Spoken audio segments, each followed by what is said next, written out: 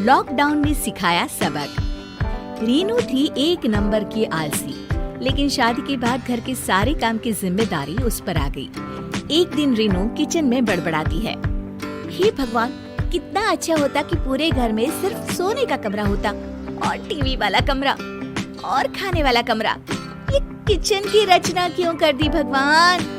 अरे आलसी औरत, जल्दी से नाश्ता और खाना तैयार कर दो। बच्चों को और मुझे काम पर और स्कूल निकलना है। सुना है विदेश में डब्बे में बंद खाना आता है, बस खोलो और खा जाओ। कितनी अच्छी जिंदगी है ना वहाँ की, काश मैं विदेश में पैदा होती। बस इससे भी अच्छी जिंदगी होती है किसी की जिसमें डिब्बा भी नहीं खोलना पड़ता। अच्छा, किसकी जल्दी बताओ ना, मैं तो फिर वहीं चली जाऊंगी। सतीश बाहर की ओर इशारा करके कहता है, जहाँ भैंस घास खा रही थी वो देखो, उसे कोई मेहनत नहीं करनी पड़ती, खुद का भी पेट भर रहा है और बच्चों का भी।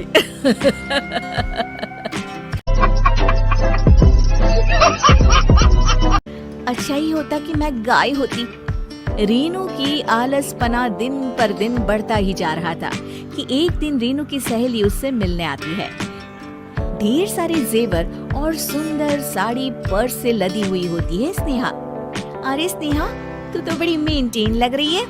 हाँ, लेकिन तू क्यों उजड़े चमन की तरह फैल रही है?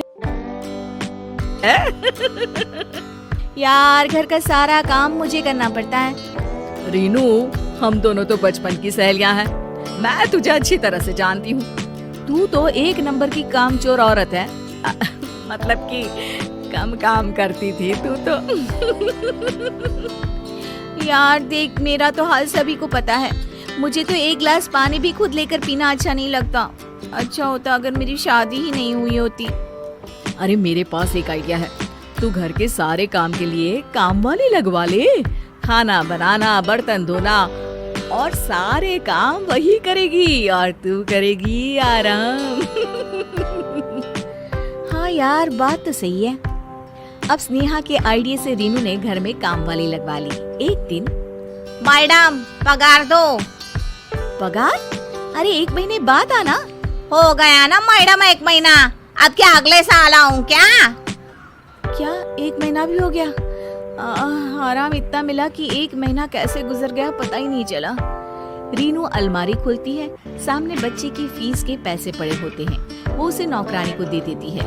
अब फिर रीनू के दिन अच्छे से कटने लगते हैं कि तभी एक दिन चिंटू कहता है, माँ, आज मेरे स्कूल में इतनी बेइज्जती हुई। ओ बेबी, वेट, रानी जरा बाबा को जूस देना और मुझे कॉफी।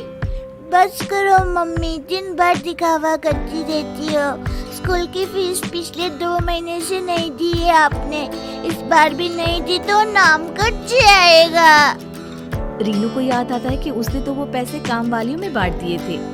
वहीं एक दिन स्नेहा फिर रीनू के घर आती है। रीनू, चलो शॉपिंग पर चलते हैं, कितने दिन हो गए कोई नई ड्रेस नहीं खरीदी। ओह हाँ, श्योर। तभी रीनू को याद आता है कि जो थोड़े से पैसे बचे हैं उसे तो खाना बनाने वाले को देना है।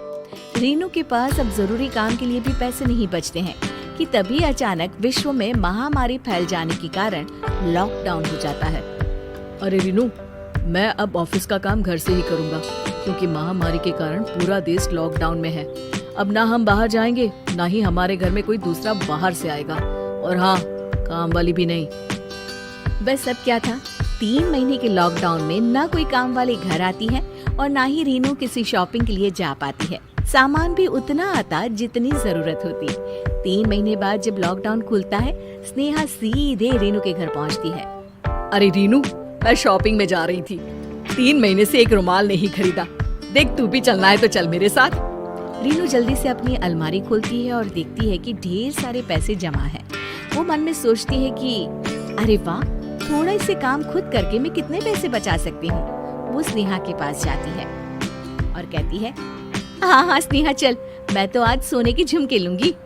अरे लोगों को लॉकडाउन में पैसों की किल्लत हो गई और एक तू है जो सोने के झुमके लेने की बात कर रही है। ऐसा क्या खजाना लग गया है तेरे हाथ? अरे बहन, मेरे हाथ मेहनत का खजाना लग गया है। मेहनत का खजाना? ये क्या होता है? तू नहीं समझेगी, चल शॉपिंग पर। और दोनों निकल जाती हैं शॉपिंग।